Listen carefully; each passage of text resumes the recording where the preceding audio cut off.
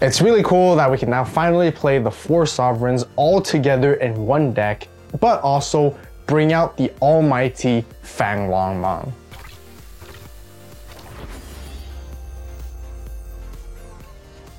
Alright, Digi-Egg cards. Let's start off with 4 copies of Demi-Meramon, which is a little bit unusual, but yes, I'm playing this particular one at the moment just because it has that on deletion, trigger draw 1, and trash 1. And that's basically it for the Digi-Eggs, the purple one.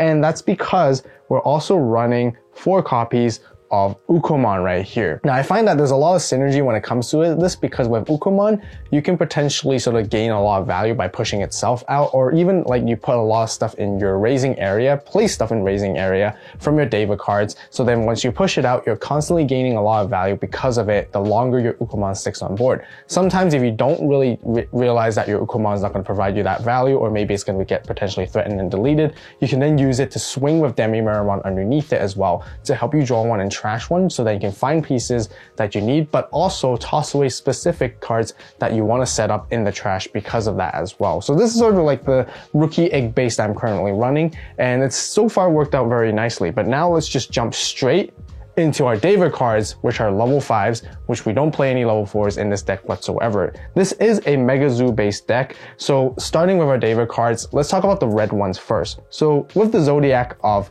the horse, we got 2 copies of Indramon right here. On play, they all do the same thing for the Devas. They draw you a card, and then you get to sort of play 1 Deva Digimon card without the same name as any card that's currently on your board or in your trash onto the breeding area. So then potentially next turn you can push it out, but we'll show you guys more how it all works when it comes to the combo segment.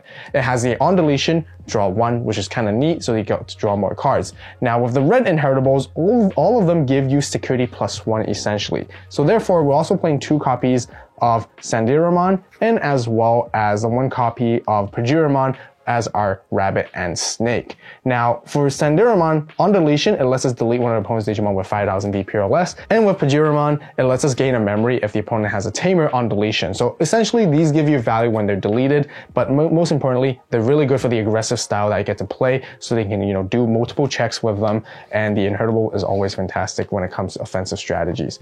Now, let's talk about our blue ones. Got 2 copies of Majiramon and 1 copy of Mihiramon here. Majiramon lets you gain a memory once per turn when you use an option card with a cost. Overall, these are my blue lineups for the Deva cards. Moving into our green ones, I actually like to play 3 copies of Antilamon for very, very good reasons. We also have 2 copies of Kabihiramon, which is the rat, rabbit, and rat, and then we also have Vadramon right here. Now with Antilamon, it has that alliance, and you guys know with alliance you can do multiple checks for lots of high DP, and with its end of attack effect can help you recover 1, which is always going to be really nice. With the rat right here on the middle, when the opponent's Digimon becomes suspended, you get to draw a card, giving you a bit of psychability. You don't have a lot of draw power in this deck overall, so being able to draw as much as you can is always going to be very beneficial. And Inheritable gives you piercing. And then for Vadramon, it's kind of like Majiramon. When you use an option card with a cost of 1 or more, you get to gain a memory, and then Inheritable is also piercing as well. So that's it for the green lineup. And then we're going to be ending off with our black lineup with a Katuramon, which is the tiger, and 3 copies of Sinduramon here, which is the rooster. Now, they both basically have kind of like a defensive strategy. Katuramon is blocker itself, Inheritable gives blocker, and then Sindaramon is decoy for 4 sovereigns and its traits, and its Inheritable is also blocker. Otherwise, on play effects is exactly the same as the other ones. Draw 1 and then place something into your raising area that is Deva as well. So that's it for our level 5s, and we can now start talking about our level 6s, which are our ace cards of the deck essentially. Just so you guys know, and like always, I've already posted my first draft version of my deck list on the Evolve Club membership, so if you haven't done so yet, definitely consider joining, and I really appreciate the support. Also, don't forget to subscribe, turn on that notification bell, and give this video a like for more future EX5 deck profiles and content that you want to see here on the channel as well. First and foremost, I'm running 3 copies of Azulammon, which I think is probably the best one out of the entire 4, just because you can blast Digivolve with it, and when you blast Digivolve, you can bounce your opponent's level 5 back to their hand and unsuspend this Digimon as well with its on-play and when Digivolving effects. Now, with its on-deletion effect, you get to delete one of your opponent's Digimon with the highest level as well. So, you know, giving that kind of removal, it does have that Ace Overflow -4, but keep in mind, prioritize is Zuchaomon right here. Zuchaomon, the Phoenix, which has also same deal, favorite trait. It can be either yours or your opponent's, or a Digimon with 6000 DPP are always going to be nice. And also in the mirror match, it can kind of come up because you can pop Deva stuff. It's actually very, very interesting. It has that on deletion effect. You delete one of your opponent's Digimon with the highest DP. So as well with Ace Overflow -4, but just like Azulammon, you only need to Digivolve for 3 costs on top of it. Next, for the other hand trap ace, we got Ibanwumon, the turtle, which basically with its sort of when Digivolving or even blast Digivolving with it, you get to suspend one of your opponent's Digimon for every Digimon that you have that's 4 sovereigns and David traits that you currently have on the board. Then during your opponent's unsuspend phase, all of their Digimon can't unsuspend. This can buy you turns, this can buy you a lot of time with Ibanwumon overall, and sort of like, you know, put things down, and then maybe potentially can swing over the opponent's Digimon that's suspended as well. So yeah, also a pretty decent one. The last one is Baihu should give you quite a decent amount of value, especially in the early stages of the game. Just because you want to utilize to blast Digivolve when your opponent attacks, and then during the opponent's turn once per turn, when a security is checked, if that Digimon card has its David trait, you get to play it potentially. So you can actually keep up with momentum. Players are getting smart when they play against this deck. So it's kind of arguable. For the sake of the content, I kind of want to include at least one to talk about it all together in the deck. But you know, some of you guys might not run any of it as all, just because Azulong, Ibanwu, and Zuchao are already good enough, and they're probably generally the better ones to go for anyway. Yeah, Baihuman does come in clutch sometimes, which is kind of neat. That's it for all of our level 6s. We're going to talk about our level 7, our boss Digimon, the heart and soul of the entire deck. 4 copies of Fanglongmon right here. Fanglongmon has a on-play and when attacking effect that's not once per turn, bottom of your deck. You get to minus 4000 DP to all of your opponent's Digimon for each, which is absolutely insane. It has when attacking for each of your Digimon with 4 sovereigns traits as well. You get to trash the top card of your opponent's security stack. And it has lacking effect, but we'll talk about it more on how to play this particular guy in the combos later on too. One of the best tamers that you just have to run generically, definitely 4 copies of Analog Youth. Analog Youth just gives you a lot of search capability and trashing capability, so you can set up cards in your trash, which is going to be really important for a specific option card that you're going to be playing and using this deck as well. Not only that, the secondary effect is that, you know, when the level 5 or higher Digimon with sources is deleted, you can suspend, hatch an egg, gain a memory, but you got to be careful when you use it, just because you always want to make sure that you have a extra slot in the breeding area to synergize with your Deva. So it's kind of nice. But yeah, mainly we use it for searching. As for a Memory Tamer, we're actually a card that is either Deva or 4 sovereigns as like a bottom source of one of your Digimon, or you get to add it to your hand essentially. And then for the rest of the cards, you get to choose the either bottom deck hit or keep it at the top of your deck. So this is kind of nice as an option for searching, because usually when it comes to searching, you're either trashing your sources afterwards or you're bottom decking the rest of the pieces. But, you know, being able to choose if to put it back at the top or bottom allows you to sort of like find specific pieces that you might need that are missing and plan your turns ahead afterwards, especially really, really good.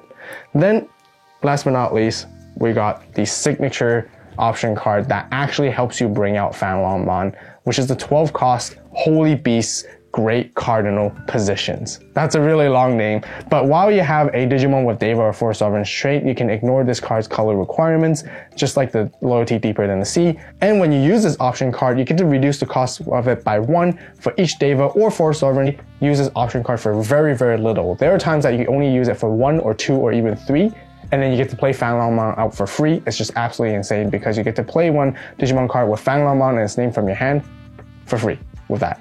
So yeah, really, really good card, really great late game, sometimes really good for them, so you can go for those big combo plays when you do get to it there. come out from raising, and then you can also alliance together with Antilamon, which is absolutely insane from EX4. And it's kind of nice because it can help you fulfill your white color card that you need to use options for. But overall, like I mentioned, I kind of like the Demimeramon and the Ukomon synergy at the moment, just because it can help us draw and trash cards a little bit. But yeah, as an alternate action capability, System Blanc is also really nice to have in this deck, just because you can trash one, draw two, you know, find more pieces, just because this deck is kind of slow when it comes to draw power overall. So System Blanc is a bit of that. Really good generic white Digimon staple cards. You have this BT6 Majiramon. It has one Digivolving effect, but you don't really get to use it. So you're trying to sort of like put it in the breeding area with your other Deva effects, but as well, you can potentially make like 4 checks. It's kind of nice if you want to go for that too. Another Antilamon here, which is also kind of neat. It has that when attacking, trashing the bottom Digivolution card of one every now and then, but we play the other Antilamon, so we don't really need this one in particular. Then we have the Boar, which is Vicaralamon right here. This one lets you, your turn, once we were smaller things, you can kind of come in handy as well, so if you go into it, but you know, doesn't really happen as often, which I didn't include it, but otherwise it gives you piercing with its inhittable.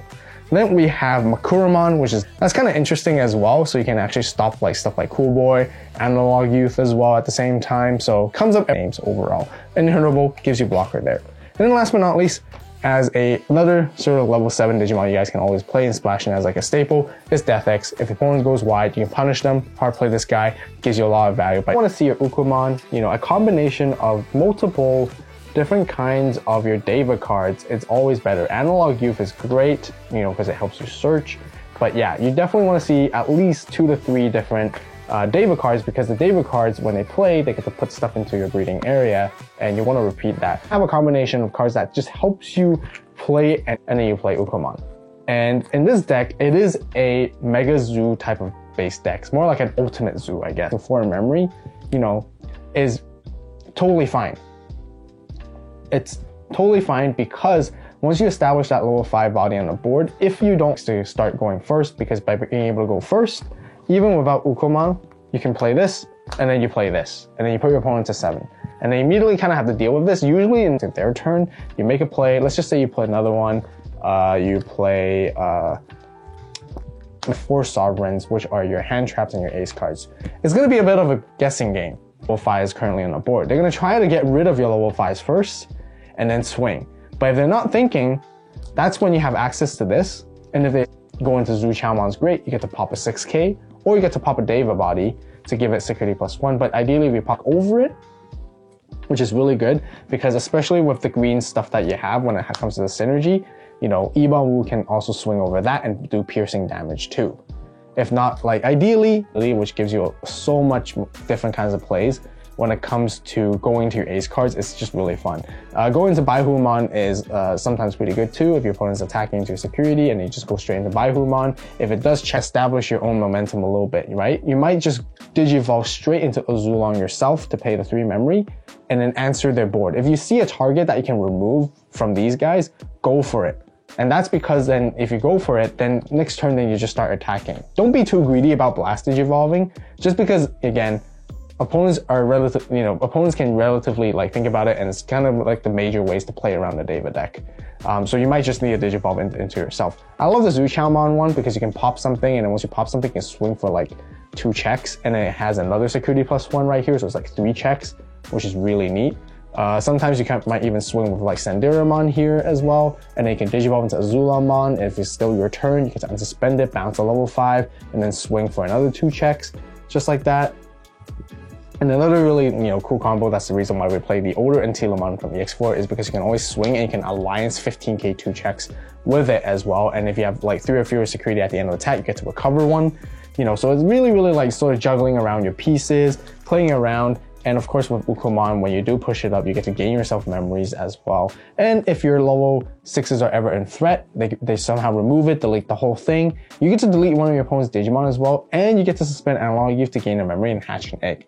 Now, very careful though. You don't always want to bait yourself into doing the analog secondary effect when your level 6 is deleted, because if you do hatch an egg and you don't have an Ukomon to go into from your hand to follow up, then that's just gonna block your Deva combos. So you gotta juggle between when it comes to that. Eventually, Again, like I mentioned, you might play cards like Loyalty Deeper Than the Sea, you might tuck stuff underneath to stack inheritables, or you ideally want to add it to your hand. What all that means is that you eventually want to see your Holy Beast Great Cardinal Positions option card and Fang Long Mon together. Because once you rack up a different like Devas and different Forest Sovereigns, eventually, like in the mid-game stages even at sometimes, you might just want to play this, and this reduces the cost by 1 for every card, right? So you have like 1, 2, 3, 4, 5, 6, 7, 8, 9. That's only 3 costs, and for 3 costs, you get to play Fang Long Mon and utilize its on-play effect to return 4 pieces back to the bottom of your deck, blanket 16k on the entire board. And then you get to do the same thing again the next turn if they try to build something out in the raising or in the battle area specifically, and they don't respect it, you swing again, do the same thing, and this Fang Long Mon is basically immune, which is really, really good. And also that's sometimes why you do want to establish your hero when you can, like a Memory Tamer, because it can give you that enough value to start you at 3. Because like, let's just say in a different situation, you have one of the Devas, you push it out, you might swing with it, Alliance maybe if you want to. You might even land Digivolve into a Zulong Mon here, unsuspend, and then Fang Long Mon can trash security when it attacks because there is a 4 Sovereigns there on the board all at the same time. So Fang Long Mon is a really good mid-game card to play. Usually it can help you secure the game and win you the game with the earlier that you play it, more so than the late game card. It is late game just because you want to rack up as many sources to reduce your option card's cost. But if you're able to establish Fang Long and your opponent's not able to answer the Fang Long quick enough, it can apply so much pressure to the point where you might even find your second option, play it again, play 2 Fang Longs, and then you just beat down your opponent from there, just like that. So this is how it kind of strategize and how you want to play this particular deck overall. So you guys haven't done so yet, be sure to check out the About store and grab yourself some awesome merch on there to support the channel. If you guys want to see this particular deck and the gameplay guide, be sure to watch it right here, right now. Also, make sure to subscribe, turn on that notification bell to stay tuned for more EX5 deck profiles coming in with a lot of videos that we're working on as well. So as always, you guys have a great day, great night, wherever you are. See you next video, and this is About signing